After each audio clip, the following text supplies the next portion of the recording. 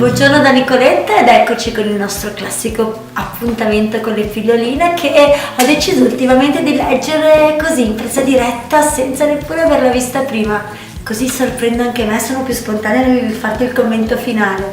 Il bicchiere d'acqua. Uno psicologo insegna ai suoi studenti come gestire lo stress. Prende un bicchiere d'acqua e si avvia verso la stanza in silenzio. Tutti si aspettavano una domanda del tipo: è mezzo pieno o mezzo vuoto? Ad un certo punto invece il medico si ferma, alza il bicchiere e chiede agli studenti: quanto è pesante secondo voi questo bicchiere d'acqua? Meravigliati gli studenti risposero: tra i 250 e i 500 grammi. Lui rispose: il peso assoluto non importa, importa quanto tempo lo tenete alzato. 1 minuto?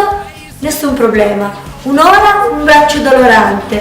Un giorno paralizza il braccio. In ognuno di questi 3 casi il peso del bicchiere non cambia, cambia solo il tempo.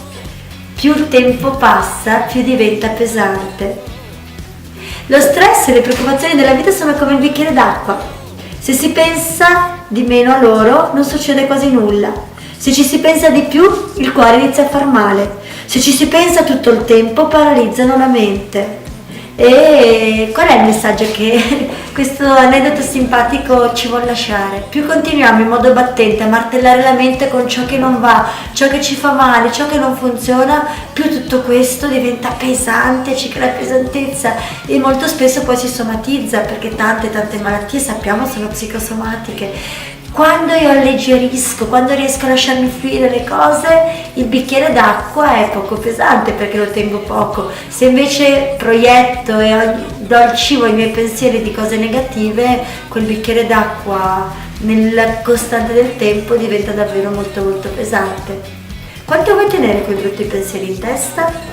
Cosa puoi fare per fare quel passo oltre? Cosa c'è di buono in quello che ti sta accadendo che ora non riesci ancora a vedere? A te la risposta. Ciao, ciao. Big boy, come on around and they'll be calling you baby.